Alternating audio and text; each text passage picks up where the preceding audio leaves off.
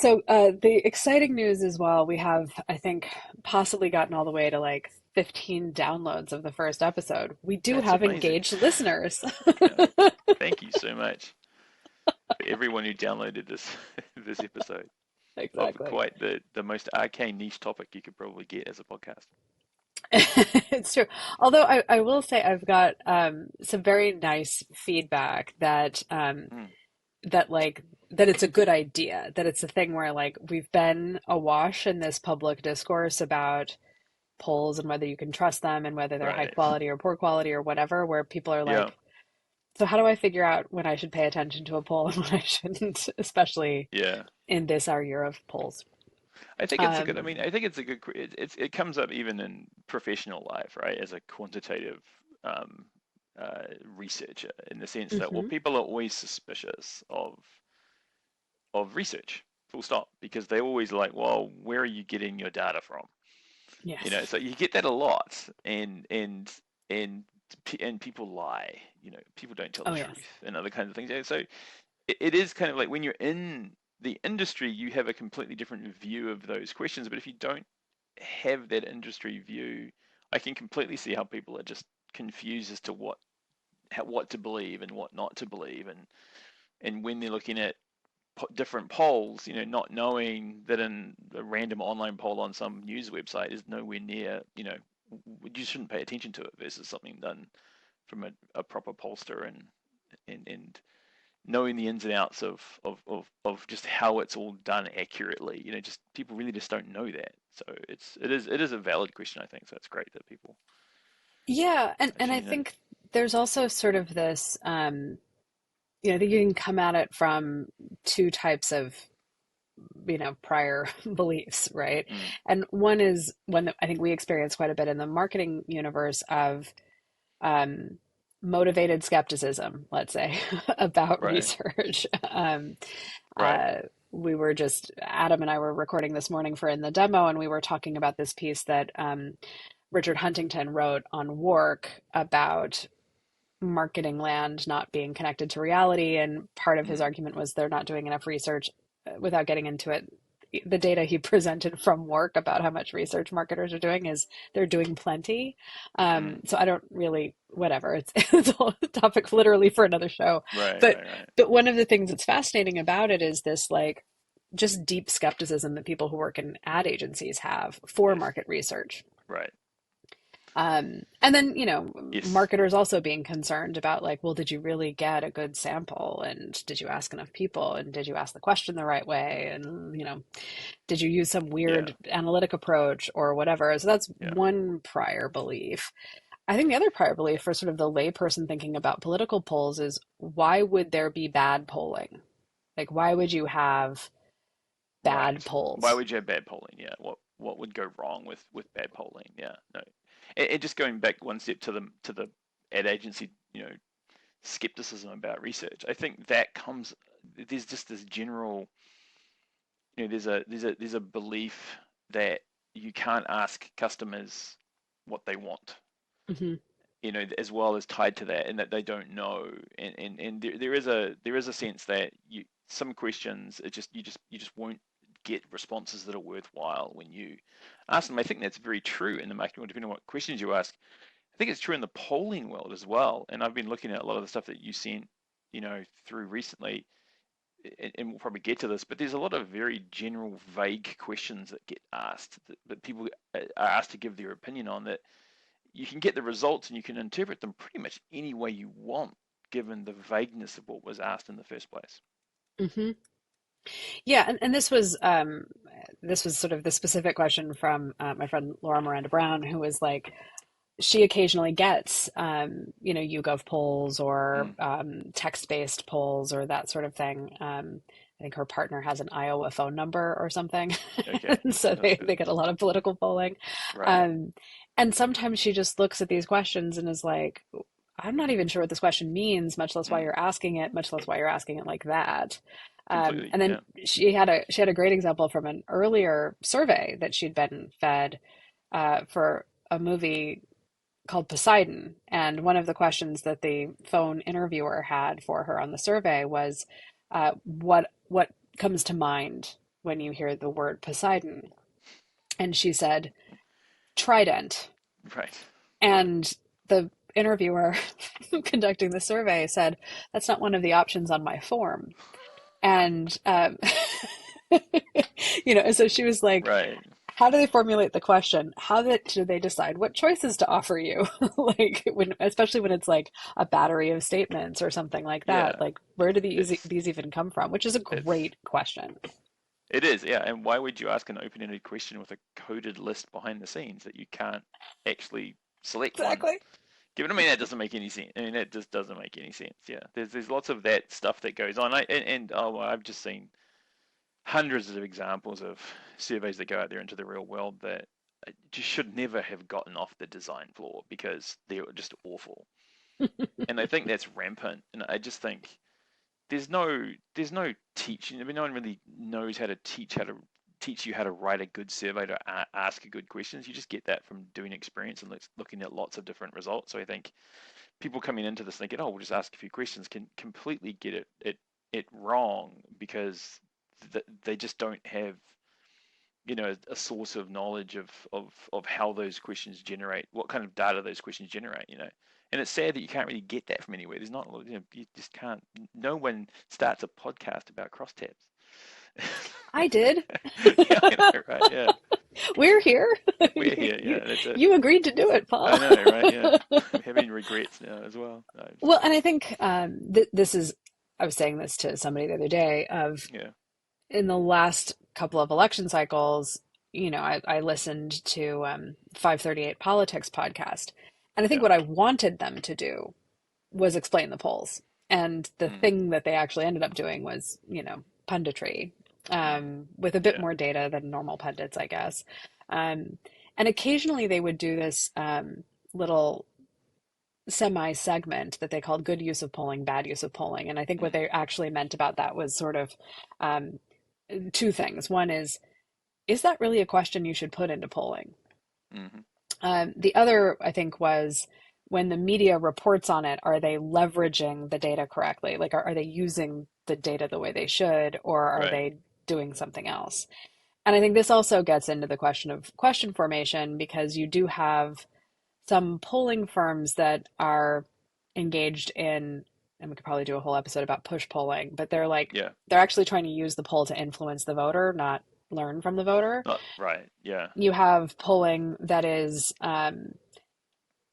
asks questions that seem funny. Like I remember back in, I want to say 2016, um, public policy polling was doing a lot yeah, of seemingly wacky polls that the press liked to report on because they indicated, particularly like the vaguely left-leaning center left press liked to report on it because it indicated that Trump voters believed really weird things. right, What I found interesting about those polls was I took them as kind of a measure of message breakthrough on yeah, weird conspiracy theories. And right. I think There's that would be a better way of understanding what those yeah, polls were trying to do. completely agree. Yeah, Um, but anyway, like I think there is this sort of question about like different pollsters ask questions for different reasons and also come to the survey design with different knowledge, beliefs, yeah. assumptions I, about I what they should ask about. yeah, and I think that there just seems to be a lot of, I don't know if I call it laziness. I don't know why they ask these kinds of statements the way they do, because I think um, uh, when you try and report on them, it you can just interpret them in many different ways. And I don't know, maybe pollsters do that because they want it to be vague, so they want anyone to be able to take their poll and use and interpret it in a way that makes sense for whatever political leaning, journalist picks it up. But I was looking at one you sent through that was like, the question was, are you satisfied or dissatisfied with the way democracy is working in this country? Hmm. And I think that's a classic, really vague statement to ask someone because, first of all, um, obviously lots of Americans have tons of experience with democracy in other countries. Not, so Hmm. there's not a sense that they can really compare it. The other question is, how are they interpreting democracy? I mean, that's a a term, we know what it means, but the different building blocks of a democracy in something like this, the US and the way it works, it's massive amount of stuff that goes into that. Hmm. So how do you interpret it? I mean, you can interpret it as the person I want to win didn't win. Hmm. That's not really that's democracy working well, but you could have no faith in democracy if you think that the person you wanted to win didn't win. There was, as we saw in the last election, there was a lot of talk about dissatisfaction with, talk about, the election being stolen, the lie, etc., the big lie that the Republicans Right. keep pushing. So that's going to affect that. I mean, it could be that a polling place was closed down in your local town, and now you have to drive, at 45 minutes to vote. And you could think democracy is not working because it's harder for you to vote than it was in the last election. That could be democracy, not working as well. There's tons of different things that could layer up into democracy not working, or how satisfied or dissatisfied you are with it. That the way you approach that question isn't to ask it in a general sense. It's to break down democracy into the components that you want to understand. Like, ask those components and then layer those components back up into a metric that you then measure over time. That Hmm. way, when the underlying components that you're measuring that are very specific, like accessing to voting, the belief that an election is fair, those kind of things. If you ask those components of democracy and then layer that up into a metric on satisfaction with democracy, you have a much better understanding of how it's changed over time. So you sent a Gallup, there's a chart that they have, there's a time series chart of this insane graph that's got like the answers to this question since 1984, and you're no closer to really understanding what's going on looking at that, because the same question has been asked in the same vague way for the last 30 odd years. Yeah. So if Yeah. you I've had just I've decided, put that chart up just so right, I can yeah. look at it while you're talking.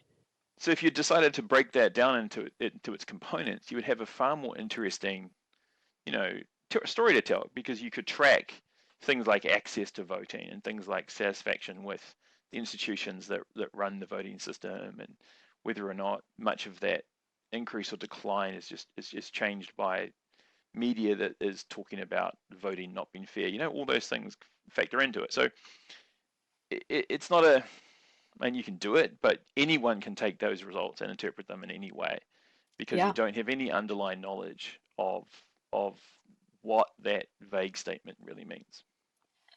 This is an interesting one too for an organization like Gallup. Like, so we have these larger polling companies that do some public polling, some private polling, some political Mm, stuff, lots of other commercial stuff. Gallup is one of those. Gallup is kind of the more or less the oldest polling institution in the US. I will probably recommend a book called The Super Pollsters, mm, which I actually read a couple of years ago. It's basically a history of political polling in the U.S. And so, right. um, he's sort of the one to introduce probability-based sampling, right, into political polling in the U.S. Um, but like, there's an interesting history about that type of polling, which is that um, like early presidential polling was often done by newspapers and magazines, and they would Mm, basically have a ballot in the newspaper or the magazine, and you would fill it mm, out and then send it in. yeah. And then they would report the results. And it was a way to sell newspapers and magazines. It was a way to Mm, get some attention from other media outlets. Um, and it was just sort of a fun thing. They weren't particularly accurate necessarily, although some papers did better than others at yeah. doing their polling. And that's how more or less Gallup got his start with political polling as well. Though he did interesting things like early phone-based polling, which had Mm, an interesting skew because only wealthy people had mm, phones. right. He also did some stuff based on like DMV records, so Mm, only people who had cars got polled. right. So, so you had some interesting things, which is part of why you still have a reputation, I think, for the Gallup political polling. There are Mm, people who are old enough to believe that that Gallup has a Republican skew because kind of mm, historically it did, because you had to be affluent enough to right. be To get in into the the cycle. list, right? Yeah, Um, makes sense. but there are other things about that, which means they have years and years and years of data that they can produce and make Mm. content out of, I guess.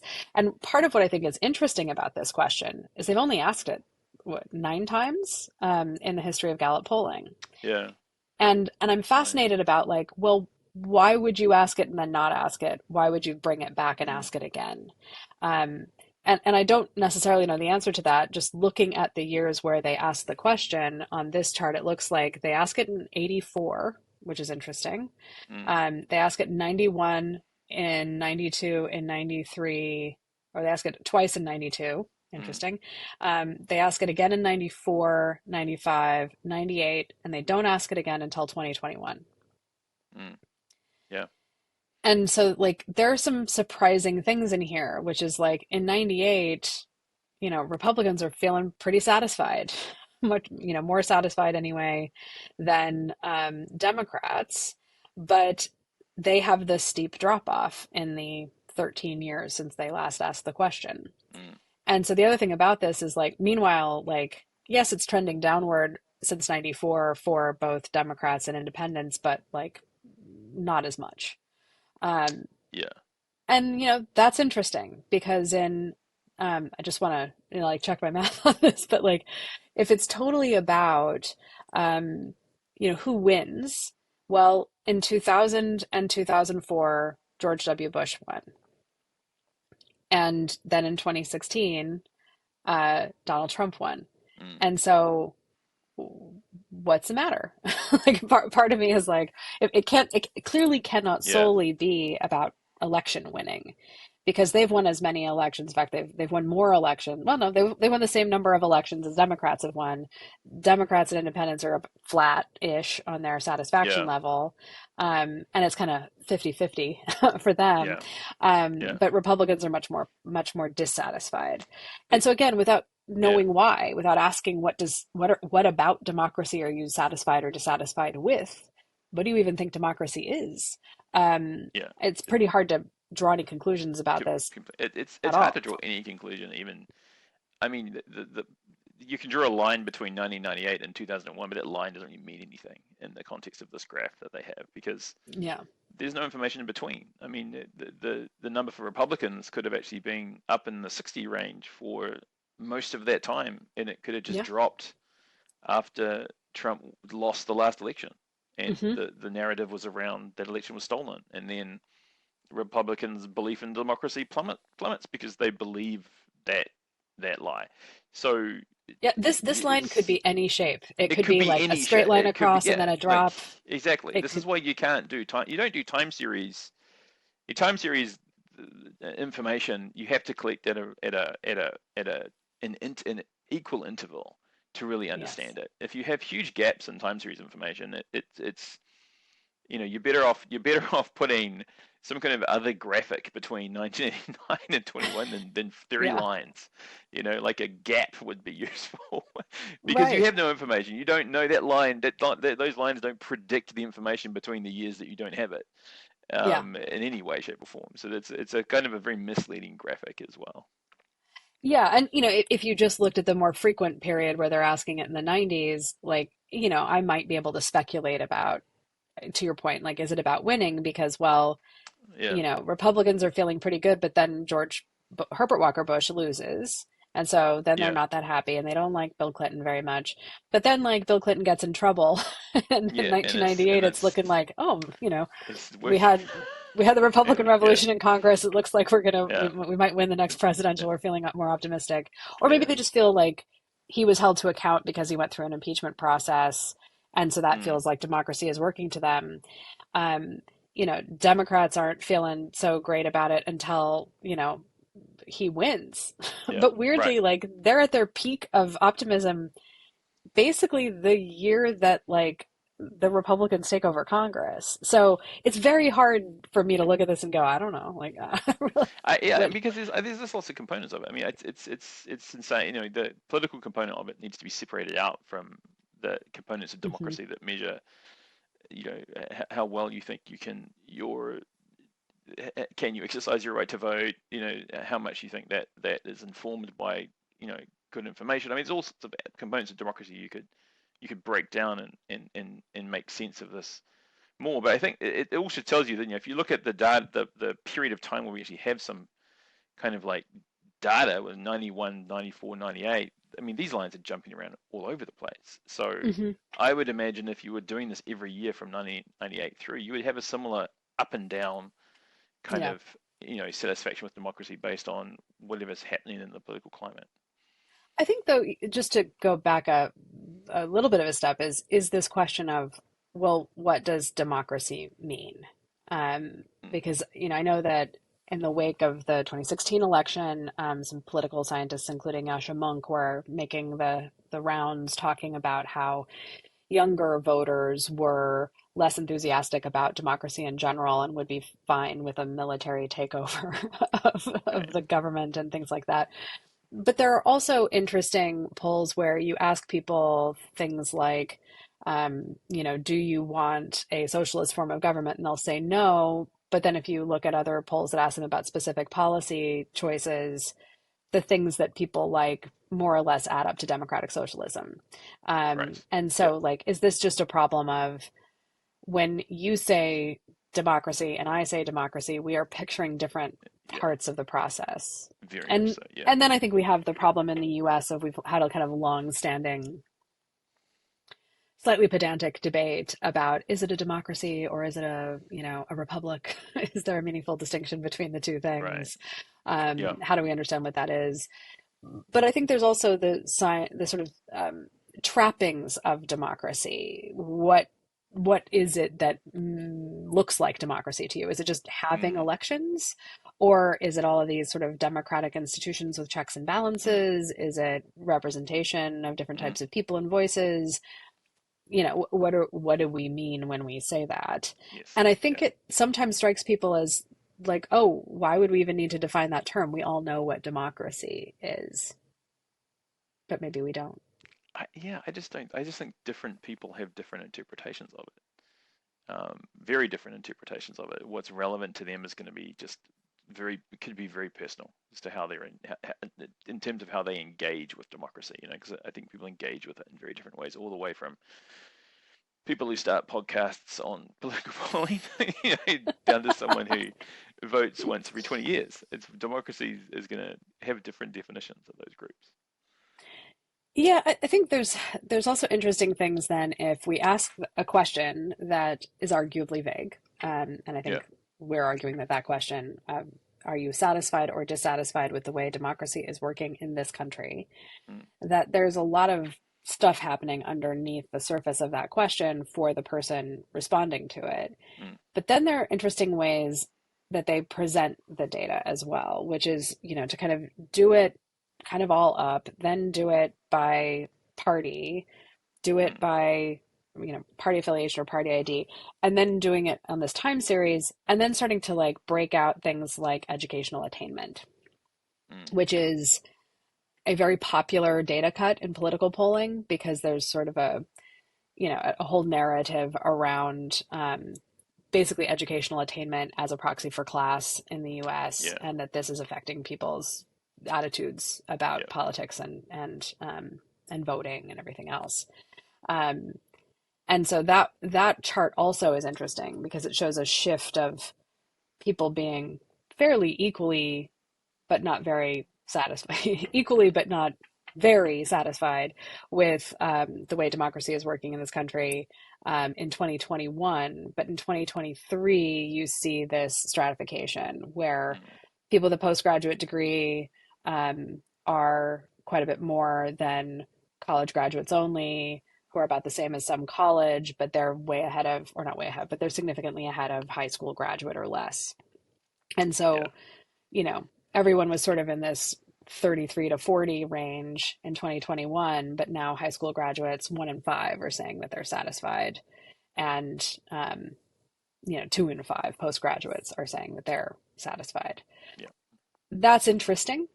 That says something. It might even say something more than the party ID thing, but I still don't know what it says. Like, it's one of these things where you look at some of these charts and you're like, again, I have more Yeah. questions about what It's that means. Yeah, I mean, I think I mean, it's been documented that a lot of Trump support comes from people with a lower education. Hmm. And so high school graduate leaders, I've seen that his support is quite high there. The Republican support is quite high there. So I can imagine the stories focusing around, the lost election or the stolen election probably resonate a lot with that group. And don't need to, I mean, to drop 15 points, 36 to 21, that's only 15 points of that group. That's not, that's enough of a chunk of that group that's probably believes that story. There's plenty of high school graduates that don't, and are still thinking democracy is, not too bad. But that delta there, I think, is enough to say that that's probably what's happened. Is that, that election, that stolen election story has really Hmm. taken root in So in, in that Republican. I have another question for you as a quantitative researcher, which is Yep. it's not very typical that I see a lot of binary questions in surveys. People like their scaled questions or they Yes or like their no. batteries. Yeah. Right. And so I think it's a little, I mean, my question here is I feel like lurking underneath the reporting of this particular Gallup study from, um, this was, let's see, this when was this published? This was published in January of 2024. So it was conducted at the Yep. end of December, probably, um, the of 2023. So the thing I'm assuming is that this was a very satisfied, somewhat dissatisfied, very dissatisfied question, and they Yeah. rolled up some numbers. Yes. That would be my guess, but they're not reporting it that way here. Right. Yeah. That's a typical kind of scale that these things use. Um, and yeah, so I mean, I have some problems with that scale, to be honest, in interpretation. And the specific problem that I've always run into using this type of scale is the somewhat option. Mm, So for many years, I used to think that you would have this balance of very satisfied, somewhat satisfied, neither satisfied nor dissatisfied, somewhat dissatisfied, and then very dissatisfied.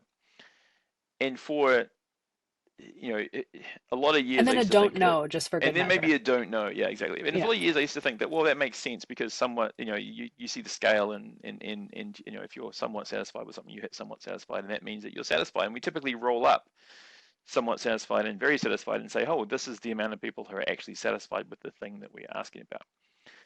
However, if you actually ask a question like that and then ask a person to comment on why they chose what they chose, and you line up their scale response with their comment, what you see is that somewhat satisfied does not mean satisfied. Somewhat satisfied always comes with a caveat. People are always saying things like, "Well, I'm sort of satisfied, but here's something I don't like. I'm kind of satisfied with this, but here's this thing that really I'm not satisfied with." And so it's very like, to roll up somewhat and very together feels like you're rolling up a bunch of people who truly are satisfied with something with a bunch of people who really there's some aspect of it that they don't like. Mm, And that presenting it as one number, like 60% are satisfied when 40% of that was somewhat, it just doesn't give you the full picture of how people feel about that thing. So what a lot of what I do in my scales is I tend to top heavy the scales, and give people, an option to say very satisfied, satisfied, which is a way better measure of the middle range of satisfied, because I can be satisfied with something, I can be very satisfied with something, which I really like it and love it. I can be satisfied, and if I'm somewhat satisfied, that's really the first drop off point. And mhm. then you can look at why people are somewhat satisfied, and you can roll up, the satisfied and very satisfied to give you like a true indication of people that actually are, you know good with the thing you're measuring. Um, so that's what I kind of do a lot. So a lot of times I'll add a point in there to make a distinction between somewhat satisfied and satisfied, because I think those two things really, you can really draw a very clear distinction between the mindset of people in those two boxes. Right. So in this Yeah. case, without knowing A, whether they use a scale, or Right. B, what the scale, how the scale was defined. Um, so one of the things that uh, I used to find when now, most of the surveys I write are screeners to bring people into a Yep. qualitative study, right? So they are definitely different than the types of Yeah. surveys you're writing. Right. But one of the things that we used to find for things that were, let's say, more behavioral, and here I'm thinking about TV research, which I used to do a fair amount of, Right. Yeah. um, and would happily do again because I love talking to people about TV. But the we used to ask people, so soap operas was one of the things that we'd worked on. I remember you doing Um, that. Yeah. Yep. yes, and we had a question. The original version of the question was basically, a kind of normal question. How many hours per week do you watch soap operas? Mm-hmm. And because I had done some work previously with Sci-Fi Channel and USA Network, I knew that that was a weird question for people to answer because um, there's sort of ways that people overestimate and then underestimate how much TV they watch, and depending on the time scale that you ask them on. So, how many hours per day do you watch soap operas, um, versus how many hours per week? And Yeah. so, like, I've literally seen surveys where you ask people both of those questions and the numbers don't add up because Mm-hmm. people aren't very good at measuring how many hours per day or week they Yep. do anything, right? Yes. So Absolutely. we used a scale for recruiting that was more in the vernacular, let's say. So it was, I make a point of watching my favorite shows every day. Mm-hmm. And then I try to catch episodes as I can throughout the week. Mm-hmm. I only watch it once or twice a week. I almost never watch it. I never Mm-hmm. watch it. Yep. And so that gave us a bit, because really what we're looking for is not actually the number of hours per week you watch, but your level of commitment to the shows. Yeah. Because Yep. if you're super committed to them, then you'll be able to talk to us about them, right? You Yes. you you have something to say. Yep. Um, but the other thing that it allowed us to do was get around people's interpretations of those statements, those other kinds of statements, a little bit differently, which is, do you mean watching it live or does DVR Yeah. count? Right. And one of the examples I always think about is in our committed group, or like I make a point every day. We met a woman in Florida who, some days of the week, her kids' daycare schedule or something Mm-hmm. conflicted with when Guiding Light was on in her market. Right. And the local CBS radio affiliate Yep. broadcast Guiding Light on the radio. And so she would listen to it in the car, taking her kids to daycare or whatever Right. activity they were going to. And I was like, now that's commitment, Yeah. right? That's I commitment. Yeah. figured out how Yeah. to listen to it on the radio. Exactly. um, Yeah. and so I'm curious about how those types of scales. I mean, it is still a scale of commitment. It's just Yeah. articulated in a more conversational way, Yeah. than the typical kind of like, you Yeah. know, I watch it a lot, I watch it a little, I watch it, Yeah. occasionally or whatever, the very somewhat very kind of typical Yeah. scale. Um, yeah, I don't know how those get used in other types of Yeah. instruments. I think there's oh, my computer just went black. Okay. So I think there's lots to kind of unpack there because I would generally say that sometimes it's useful to ask people how many hours they do something, and sometimes it's useful to ask people just their level of engagement with something. Hmm. Um, and and and and the reasons for that can kind of differ. I think one thing that's true is that whether you ask someone how many hours they spend, or whether you ask them how committed they are to something, in the context of all the other data you collect, like both of those ways of asking are going to correlate very highly with each other, Hmm. which means that the people that say they watch a lot of hours are probably going to be the people that also say they're highly committed to the show. So Yeah. the internal consistency of your data is going to largely be the same in a relative sense. And we see that often. It isn't always perfect, but it can be a 95% correlation between those kind of things.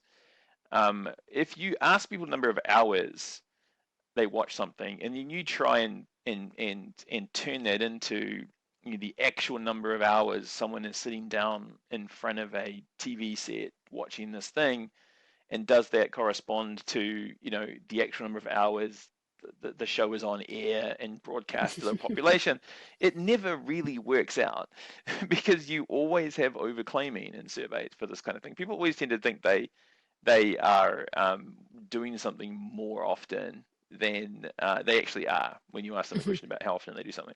So you can never match really accurately um, uh, behavioral data collected in the outside of a survey with stuff Hmm. inside a survey. You can try, and sometimes you can do adjustments, and you can kind of get close, but you just get a lot of overclaiming. But the internal consistency of asking someone how much time they spent and whether or not they're a fan or how engaged of a fan they are, that tends to be pretty highly correlated.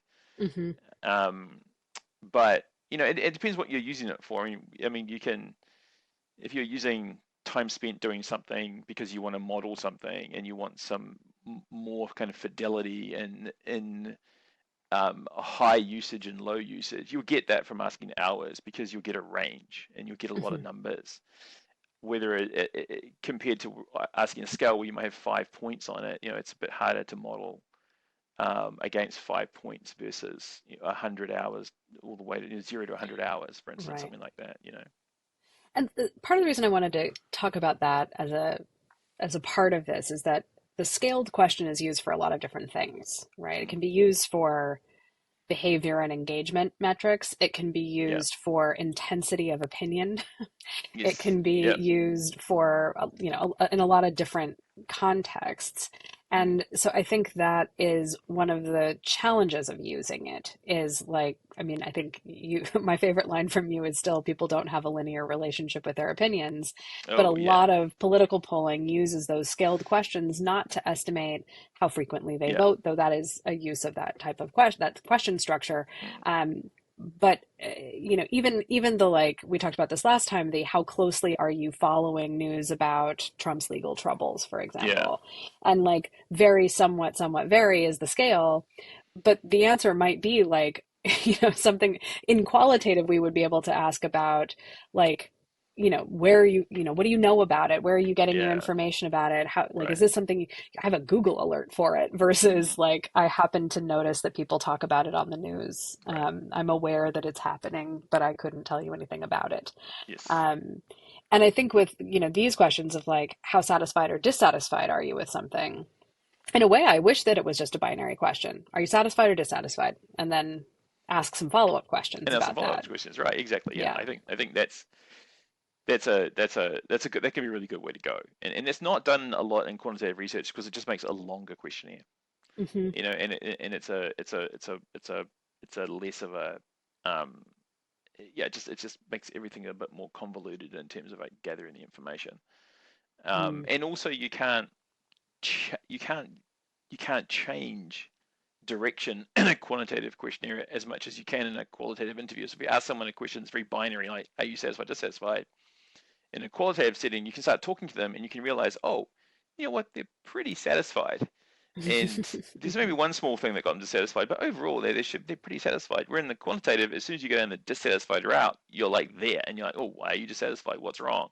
How dissatisfied are you? And they could be thinking, well, you know what, I probably should have said satisfied because there's only one thing that I'm really slightly dissatisfied about. So trying to guess the motivation behind or the reason behind someone uh, when they ask a binary is for a complex attitude can be dangerous in a quantitative survey because they might just not know what you're trying to get at, and their first level of yes or no, I'm satisfied, not satisfied, could just be the wrong choice given the context that you start to like lay out later on. So it's always a very Right. difficult thing to do in a quant survey as opposed to qualitative, which is way better for that.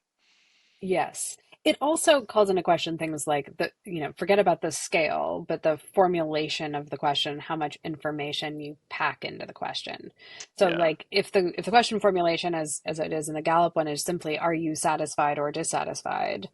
And in fact, that question formulation makes me think that it was, I mean, if the question they're presenting in the charts is the same as the question they asked in the survey, then that suggests that it would be a binary question, maybe, or binary set of answers, maybe. But like that is Yeah. also a different. I remember years ago reading something that was like, there is a subtle difference in the way people respond to a question like, do you approve or disapprove of Joe Biden? Versus, do you approve or disapprove of the way Joe Biden is doing his job as president? Yeah, absolutely. Two different Because things. now it's like focused on Yeah. how he's doing his job, not the guy. Mm, And now we introduce the concept of the office of the president mm. into the question, and Yes, that also affects people's definitely. way of responding. Yeah, completely changes it. Yeah. Yeah, those subtle, those the what you write in the question can have a huge impact on the answer, and it can be very subtle. I'm seeing answers Yeah. completely change based on how much context you give and what you're asking. So you do have to be very careful about that. If you leave it, if and that's a way you can honestly you can get results that support. You can write questions to support you know hypothesis you have. And I think that or don't have. I think that happens a lot as well when you have someone who isn't worried about not introducing bias into something. They can easily write a question that is going to give them a result that they want to see. And Mm. I've definitely been guilty of that in the Uh, past. So yeah, I mean, I won't say I much more know. about that. Yeah. But yeah, Well, and I think I think sometimes you have things that get said, for instance, in focus groups, that you then go mm, and try to size the prevalence of that belief. And so you might take the way someone said it in the focus group, or even the way that the moderator asked it, even if it wasn't specifically what was written on the guide. And that can become a statement later mm, about, people's attitudes to things. right. One of the things that come to mind with that is one that you had shared with me. The Washington Post had reported on Edison Research's entrance polls in Iowa. Mm, So people may have heard of exit polls. There are also entrance polls, which is we ask right. you on your way in to go vote, Who are you going to vote for? um, Right. Yeah. who you're going to vote for, which is interesting as a method. I don't know which one is better or worse. Maybe we can do a little digging on that. Um, Mm, but they asked a question which was, do you think, and so this was of Iowa caucus goers. So these were people who could vote in the Iowa mm, caucus. Um, and they were going to, they were in fact on mm, their way into the gym or wherever they were going to do a caucus. right. I was going to say into the polling booth, but that's not how caucuses work. Um, do you think that Joe Biden legitimately won the presidency in 2020? Is how the Mm, question is asked, at least according to the Washington Post. And 69% of Trump voters said no. right. 17% of DeSantis voters said no. 5% of Haley voters said no. Mm, And 9% of Ramaswamy voters said no. The total was 66% overall said mm, no. yeah. So there are interesting things about that question, which is like, what do you like? How deeply felt is that feeling? Mm, What does right. legitimately one mean? Would it have mattered if they'd said President Joe Biden in the question? Right. In the question. Yeah. Like, that one popped into Yeah. my head because I know from listening to the focus group podcast with Sarah Longwell that you will have people say that they think something hinky happened in 2020, Mm, but they also think that Joe Biden is the president now. And then you have other people who are like, no, he's not the president. It's this crazy conspiracy. And actually, yeah. Barack Obama is the president or whatever. Like that's Right. a whole other universe. Yeah. Um, but yeah, it's an interesting question. And you reacted to the headline, I think, which was, majority of Iowa GOP caucus goers don't believe Biden legitimately won in 2020. And I think we are in this interesting space. And this is like what public policy polling did in 2016 that got a lot of media attention, was asking people about like, did they believe that Ted Cruz's father murdered JFK or whatever? And Right. people would say yes to that question in sort of shockingly high numbers in the Right. GOP. But my reaction to that was like, I don't know whether they really believe that or not, but they're saying they've heard that. They're telling you that they have heard Yeah. that story someplace. Absolutely. Yeah. I think a lot of that goes on. Like it's a valid question to ask, how strongly held are these beliefs when you ask a question like that? Like, how easy could that belief be broken down under follow-up questioning if you were in a Mm, qualitative environment? And to what extent it is just like I think sometimes the Republican Party has almost got to the point where it's a test of loyalty to agree with a statement, uh, mm, rather than you really believe that, but it's a narrative you want to keep going. You want that narrative to mhm. keep going for your purposes, so your party can kind of win. Like some of that might even be going on. Like it's really hard. Yeah, it's really hard to interpret what that means, because I think there's lots of different interesting sub segments of I don't believe that Biden is president or Biden won, Mhm. that are really hard to pull apart with one blanket statement like that. Yeah.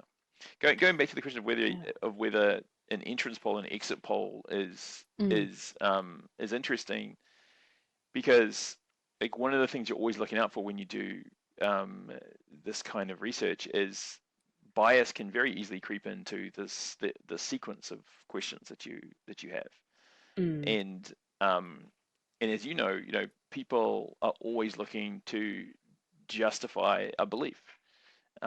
So if they say something to you, and they think they believe that thing, then they're going to try and justify that um, in follow-up questions and follow-up conversations they have. So if they go into a polling booth and they vote for someone and they come out of that polling booth, there's a higher likelihood they're going to justify their vote in any yep. subsequent questions, as opposed to when you go into a polling booth and you haven't voted yet, they might be a little bit more, open-minded as the ones that maybe don't know who they're going to vote for, but they haven't made that commitment to something in terms of ticking a box. So Mhm. you're probably biasing a little bit once you get them out of the booth, because they've just basically, put their allegiance down on paper, and will Mhm. then try to justify that in follow up questions.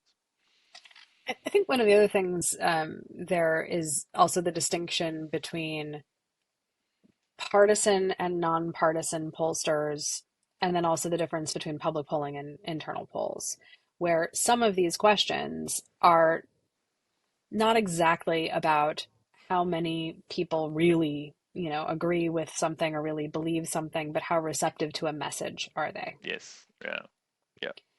And so, like, we'll put these kinds of ideas in front of them and see if it resonates. And if if people say, yeah, I do generally feel that way, then they might be receptive to messaging that incorporates that idea into the Mm, messaging. And so we can kind of create this flywheel of response about that, which is, like I said, I think some of the time when you're asking people in any context about something that is verifiably true or untrue, mm, what their beliefs are about the thing, some of it is like, did it get through to you? Did you hear that? Is it reinforced for you in, yeah. whatever media you're consuming or whatever conversations you're having, whatever you're seeing on social media, that is true or untrue? And so if the news you're getting, the this is the I did my own research, I guess, kind Mm, of phenomenon in some respects. But right. I go back to my Zune example of like I have already decided that Apple iPod is the best, and so if you're telling me that there are features on the Zune, well, it must be on the iPod because Yeah. I've already decided that the iPod is the superior device. Yes. Exactly. Um, Yeah. Yep. I think there are some things though with some of these messages that are like, in a way, I think this is a this measure of whether or not Joe Biden legitimately won the 2020 election is as much a measure of like the prevalence of the messaging that says he didn't, as it is a measure of people's beliefs about that, which are Yes. kind of hard to pull apart H- and maybe don't Hard matter. to pull apart. Yeah, but I agree. Yeah, it is. It's the extent to which that message is constantly in someone's field of view, Yeah. and constantly being talked about. Yeah, I Hmm. completely agree. Because it's yeah, people. I just don't think. Again, going back to something I think we talked about really early on, is a lot of people just don't care. So a lot of Yeah. people ask you, they're not running out to start podcasts about polling. They're literally just don't care, Farah. And so you ask them these questions, and you're like, oh yeah, no, I heard that. It must be, yeah, whatever. I'll just say that that's what I heard. and that's the Yeah. bar, and if it was something else, it could be something else. Yeah, that's the power of the media around this Hmm. stuff, is that the media, I think, does have a huge influence on the narrative. And it's funny that the media has a huge influence on the narrative, then pollsters poll the narrative, and it happens to be the one the media is talking about. Yes. So, and the media Yes. uses the polls to reinforce that the narrative is the one that people think, but really it's just the narrative that they're talking about. And so it's this whole kind of circle jerk of, that you can kind of get into, You can Yes. you can beep that out later if there's no profanity on this podcast. I don't think that Um, technically rises to the it's level of not profanity. right, So okay, I think we're okay. but yeah, Um, well, and I think this is so this is, I think, different. Like there's two categories of this. One is the kind of, I'll call it motivated question design that is secretly message testing or trying to mm, measure the breakthrough of certain ideas. right, I would say, for example, on the for Democrats, like one of the messages that is being carried, frankly, by both Democrats and Republicans is about Biden's fitness physically and mentally and everything else as someone right, who is 80 years old. Um, the age story is happening on right-leaning media, it's happening on left-leaning media. Both yeah, sides are concerned about it, so right, it gets a lot of pickup in polling response as being hmm a thing. I guess we're talking about it, so I guess I'm supposed to be concerned about that.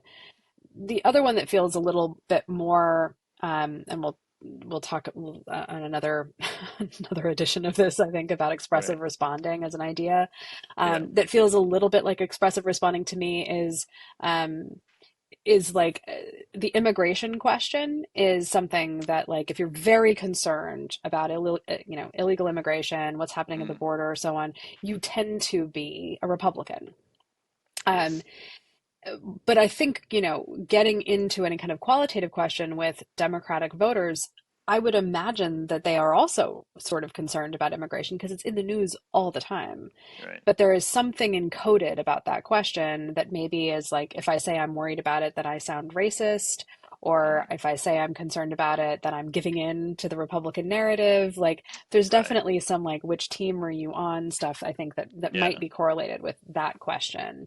right, I think crime probably functions in a similar way, where, yes. I might know intellectually that crime rates are down, but my neighbor's house got broken into the other day. So should Yeah. I say something about that when I'm responding to this poll, or will I sound like a Republican if I do? Well, I think it's interesting also is, where do you ask someone in a poll whether what their political leaning is, or their political label Mm, is, whether they're Democratic, because I think that can have a big impact on how they answer subsequent questions, because, yes. they're putting their stamp down, right? So I'm a Republican, so therefore they're going to keep that narrative kind of up, regarding Republicans. If you don't ask them their political leaning, I wonder if they Mm, if they feel more free to not follow the script that they think they should be kind of following. I can't remember if we talked about this in last time, but this is something that is very specific. It's probably specific to other countries, I don't know, but in the US, there's definitely this tribalism because of the label of Republican and Democrat. And where I come right. from in New Zealand, we don't have equivalent labels of the main political parties, so you don't really, you vote for one or the other when election comes, but you don't spend the rest of your time defining yourself by how you voted or the fact that you are part of a party or not, because the concept just doesn't really exist in the same way. So it's interesting Yeah, how we did those talk about that. labels. The I think we did, yeah. Yeah, I don't know if I think it may have been after we stopped recording though, because I think, Right, the interesting thing about that is we just do have a different structure. It's not these sort of parliamentary systems where the parties select their slate of candidates and then you vote right, for the party essentially. We, especially since like the 1970s, we're in these primaries now where voters select the candidates that run for each party, and then we make it even more complicated when we're voting for presidents by then right, getting yeah, back yeah, together in yeah. November and voting for people who are not running for president No, to go right, vote for yeah, them for president. yes. Yeah, I don't. Yeah, it doesn't need to be that complicated. I mean, in New Zealand, you do vote for individuals because we have a mixed list system where you have some Mm, individuals you would vote for, and then the rest of Parliament is filled up from what they call the list, which is apportioned with the the proportion of the party vote that kind of gets done. So it's a kind of, I think it's a mixed member proportional system or something like that. But Yeah. it it it so you have a bit of the combination. I think the thing that's just different, at least from all the years I spent down there, and I haven't been in New Zealand politics in a long time, but you just don't the Liberal Party is Labour and the Conservative Party is National, but there are no nationals or Right. labourers. Like there are you just don't have those terms. You have more left-leaning and right-leaning individuals, and you have the people who are members of the party are the people typically who they say, hey, it's election time, come and knock on some doors for us. So, but you don't have party membership really in a broad way, and you just don't have these labels. So the political Yeah. discourse is very different when you don't have the entire context of everything said politically always split into people who are Republicans and people who are Democrats. Hmm.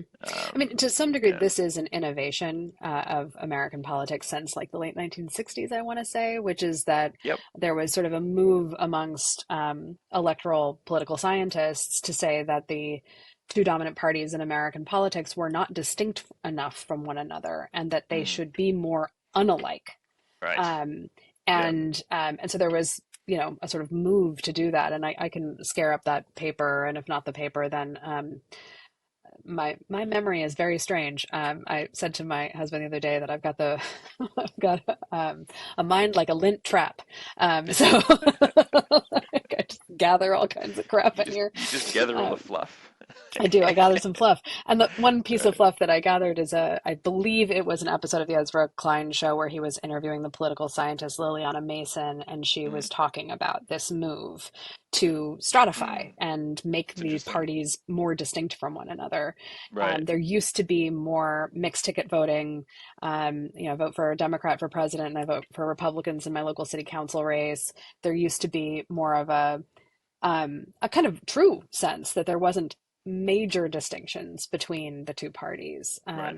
Now I think that sentiment is more about, they do what they want. They don't care about me.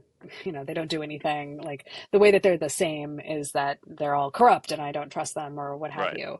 Right. Um, but I think like it's an interesting, some of it is the structure of the way the Constitution works, and some of it is a longstanding tradition built up by party factions to Mm. create apparatus for it. I mean, even the time, place, and manner of elections for primaries is largely dictated by the parties By the who parties. Yeah. have Right. a whole set of rights that are Yes.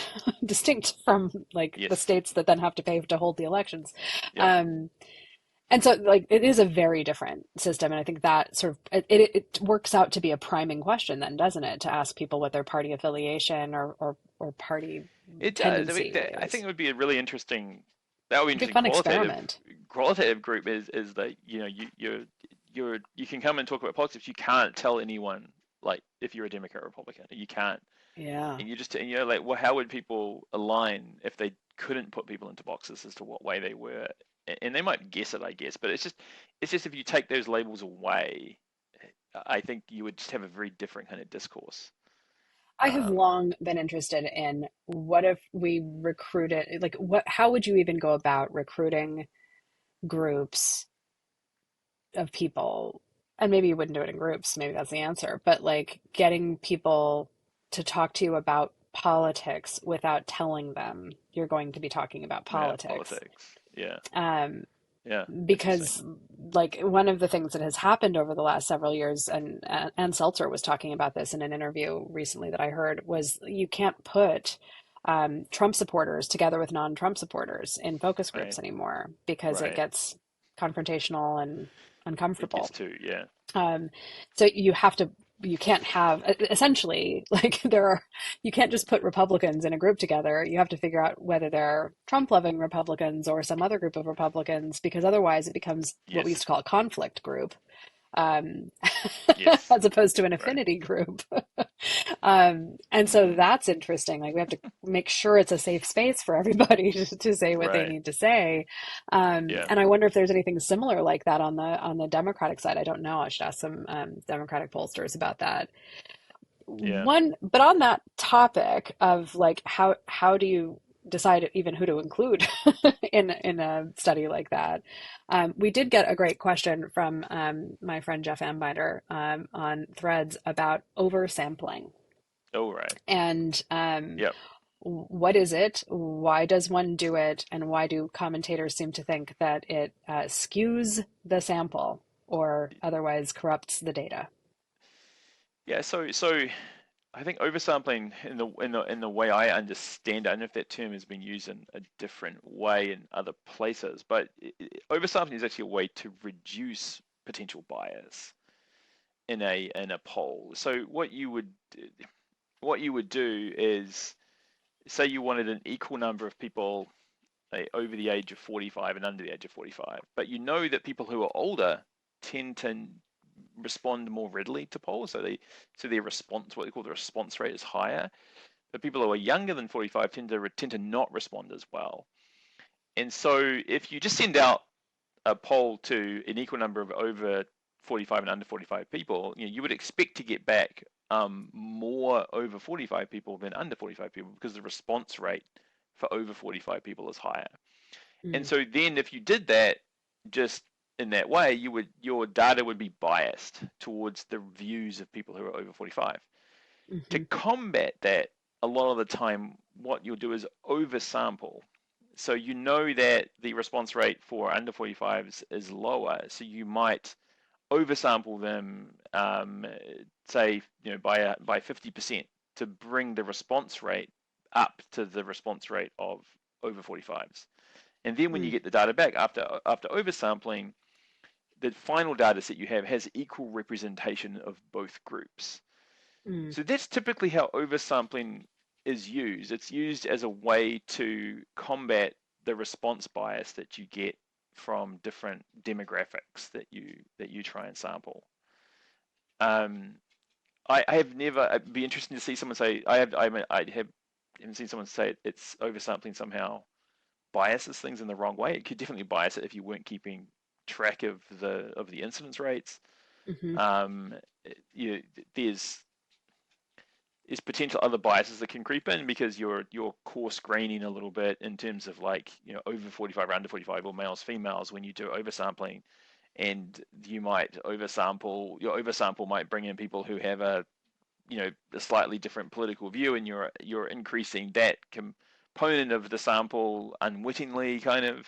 That could mm, potentially happen. um, but usually it's designed to combat bias. So it's not something that you would inherently do for no reason, in a poll. It's usually a combat yeah, bias. And yeah, it'd be strange for it to oversample for no reason, like just because you right. wanted some group in a higher way. That would bias it, right? That would totally bias it if you weren't managing the balancing of the sample in a smart way. So one of the scenarios where we've done oversampling in a couple of things we've worked on has Mm. been so that we would have a readable sample size of a subgroup. Okay, yeah, So that's different. Yeah, so yeah, that so that's like typically yeah, called, like, that's typically quotering. We would use the term hmm quotering more than yeah, oversampling to describe that I have a quota of 15 to 29-year-olds I need to hit to make sure I have a right, readable base for those 15 to 29-year-olds.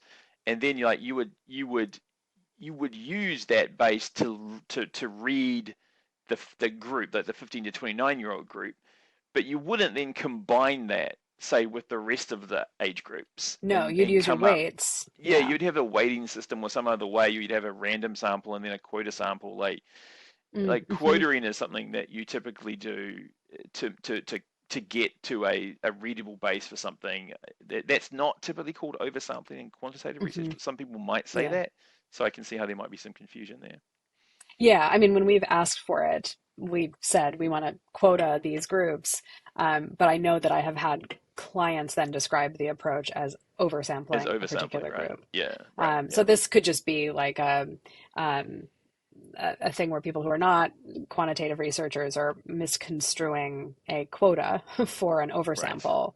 right. Um, but I think the other thing that's interesting there, because you did remind me, Faris Jakob sent me a note saying that he was curious about response rates because of the kind of shift away from people having landlines, Yeah. the shift away from being able to rely solely on computer assisted telephone interviews, random digit dialing, that kind of thing, in order to find people.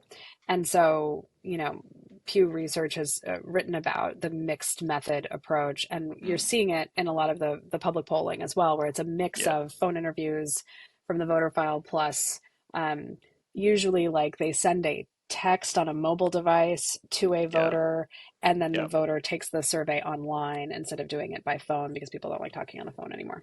Yes. Yep. Yep. That um, happens.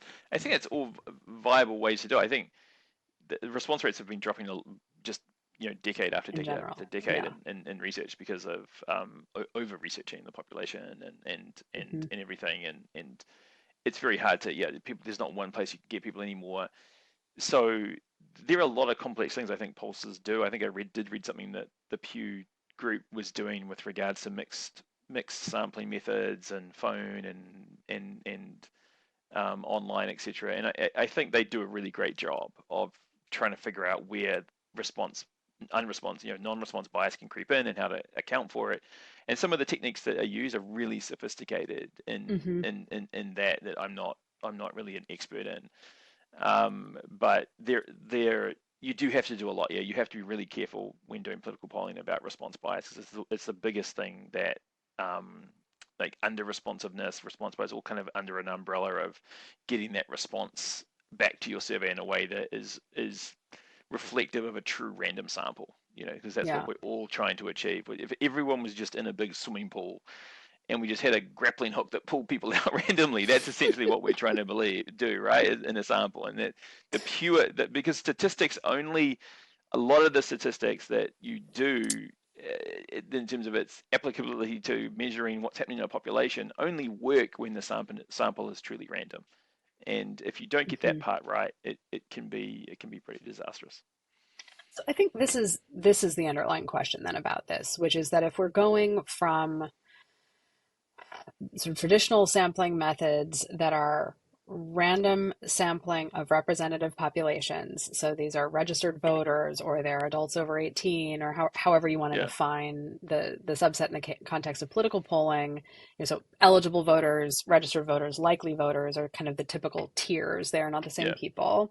Um, and then, even if you take away, like, there's a step before eligible voters, which is just like all 18-year-old US citizens. Not all 18-year-old or older US citizens are, in fact, eligible to vote because right, of not being registered or because they are incarcerated or yeah, have been incarcerated.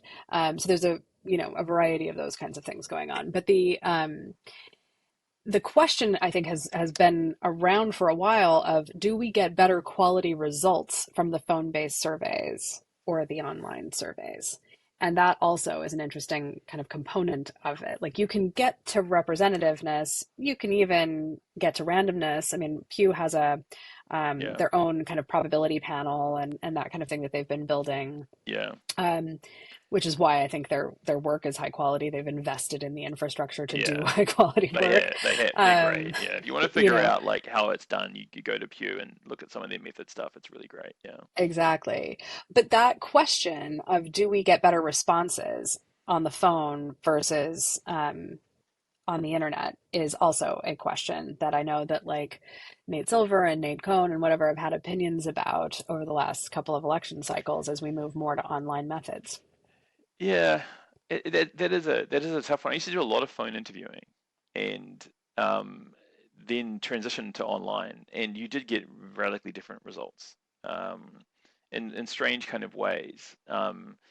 Some better, some worse. Like I don't know if there's a direction, the net direction. I'm not sure what the net direction of positivity is. If it's better online, or if adding up all the positive negatives, which one's kind of better. It's hard to have a kind of a call on that. But a lot of stuff I did for polling for like online research was brand research. So you had a lot of problems with the phone of people remembering like what brands they had in their house and stuff because you couldn't prompt them with images or lists, Mm. etc. So you had very different levels of recall to a phone interviewer without the advantage of having a list in front of people. So your Hmm. numbers would be a lot higher online, but sometimes the numbers online being higher were more reflective of what was going on, because it's far easier for someone to recognize something than it is for them to recall it. Hmm. And that's one of the key differences between online and phone, is that on the phone, you're really asking someone to recall something a lot of the time. And online, there's more chances to ask people to recognize things. Yes. So I think that can make like a big difference. All our political polling was done online, and I think some of the reasons all of it was done on phone Mm. before back in New Zealand, where I did a lot of political polling, and we never transitioned to online. And it probably has these days, but back then we never transitioned political polling from phone to online, so we didn't have really Mm. a point of comparison. But yeah, I imagine it's a good conversation, because they are very different. You're going to get very different results whether you do it online versus phone for different types of questions. Yeah.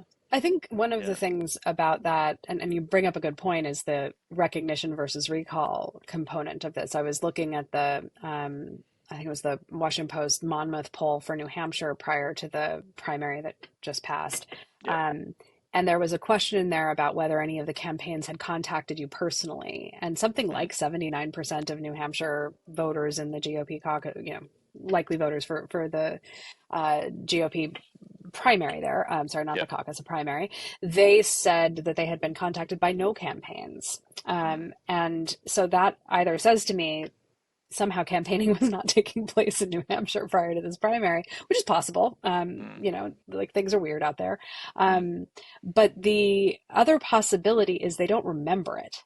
yeah. And so, like, if you put, a If you sample put ad in a front of sample ad, them, a flyer out, yeah, a exactly. door Yeah, knocker or door whatever, knock. like Yeah, yeah, maybe they would go, "Oh yeah, I remember getting those. I threw them all out, but I right. remember, I remember that Yeah, now." Um, and, this is. and I that mean, is it's a thing you can do online that the you can't do over the totally, phone.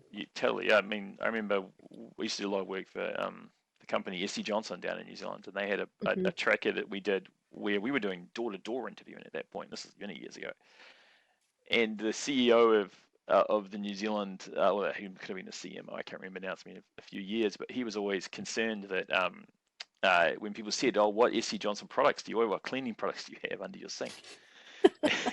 when, that people weren't really saying the right ones. And when we looked Funny. at it and looked at the data, we said, "Yeah, you might be right there. It's this, what we're getting back is a lot of like strange stuff that doesn't reflect what was sold in the market and that kind of stuff."